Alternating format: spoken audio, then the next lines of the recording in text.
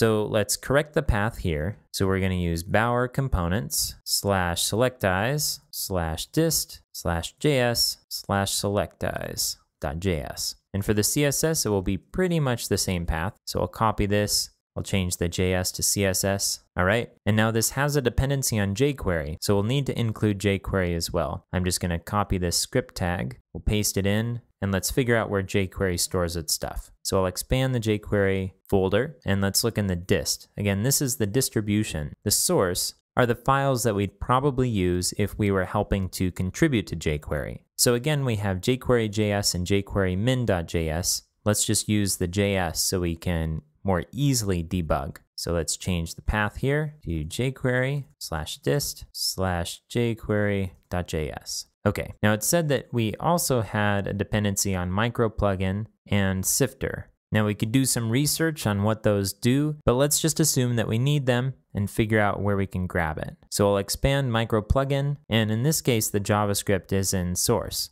So let's add this to our script files here. We want to add it before the selectEyes.js because the order of JavaScript matters. In general, jQuery will come before everything, and we'll put in micro plugin slash source slash micro plugin. All right, and let's do the same thing for the sifter library. Let's look at how it has its folder structured. So we'll expand sifter, and it looks like it rests right in the base directory. So we'll do bower components slash sifter.js.